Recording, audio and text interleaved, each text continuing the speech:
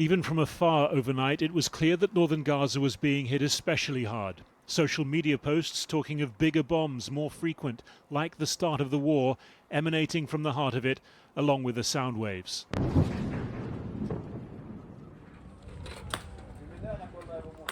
And this was ground zero today. Israel said it struck 150 targets, working to locate and dismantle terrorist infrastructure. But they chip away with hand tools at a vast mountain of rubble that hours earlier was a family home. A member of the civil defense rescue crews, they say, killed along with his wife and 3 children. The goal, to bury them with dignity. Abu Omar is the man's cousin. He says his own son is also missing somewhere under all of this. What's happening? We're following the news in the Gulf from Qatar, and they're saying it's looking good. They say they've reached an agreement, a ceasefire is close, and instead it's the opposite. The bombing's getting worse. To the Muslim and Arab world, I say it's enough. We're getting massacred. If it was chickens being killed like this, it would be hard for you to watch. We're humans.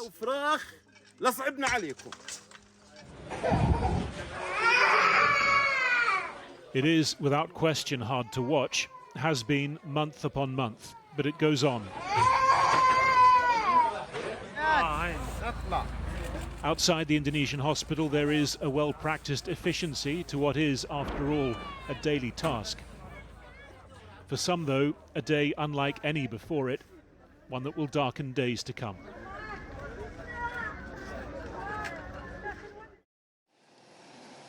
Israel had said the end of Donald Trump's visit to the region was the deadline for Hamas to accept a temporary truce or face a major operation to reoccupy the entire strip.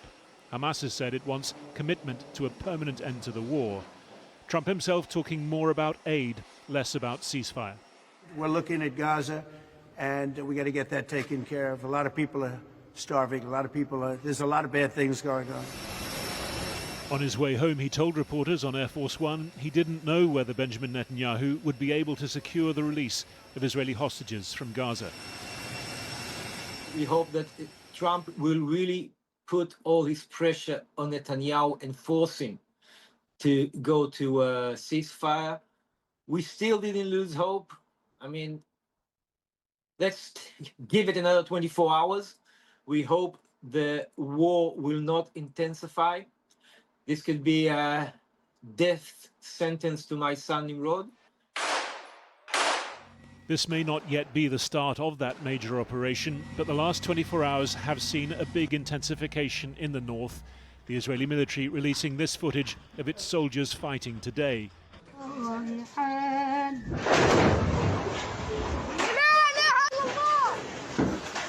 For those still in their homes in Jabalia today, this a demonstration of the risk. An apparent nearby strike during prayers, sending family members scrambling to check on each other.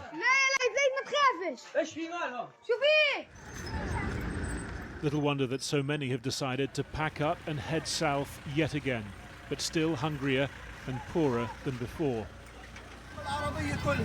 Fadi says he's been living on lentil soup and water for a week and can't afford to rent a donkey cart for his family's possessions. I swear to God, since the start of the war, I haven't experienced a night as brutal as this one. We left at 3:30 a.m. under fire, out onto the streets. Where do we go? This is a question for the Arab world, which is normalizing with Trump and leaving the people of Gaza alone. Enough negotiations. Every day it's either Netanyahu or Hamas that says no. Enough negotiations. Just finish it. Thoughts turning now to what tonight may bring. Preemptive farewells being posted on social media. For all that's gone before, there is genuine fear here of worse to come. Harry Fawcett reporting there. Well, let's go to Tel Aviv and speak to Gideon Levy. He's a lead columnist for the Israeli liberal daily Haaretz. Good to have you back on the programme, Gideon. Does the Israeli public support this operation? Because it seems that we're going back to the autumn of 2023 all over again, except this time Gaza is a pile of rubble. The Israeli public opinion is mainly concentrated in releasing the hostages. And unfortunately, all the rest does not interest the Israeli public opinion, which is also, by the way, not exposed to the horrible, devastating scenes in Gaza. Israelis don't want to know, and the Israeli media is supporting them by not showing Gaza. And for the Israelis, there are a few dozens of people who live in Gaza, the hostages. They are the only victims, and they are the only people living there in terrible conditions and in a terrible danger. All the rest, I'm afraid to say, do not interest the Israelis. And of course, the government has again said that the only way to get these hostages released is by exerting maximum military pressure on Hamas. I mean, this time round, is that going to work? Or does this operation spell their death sentence? And again, what does the public say about that?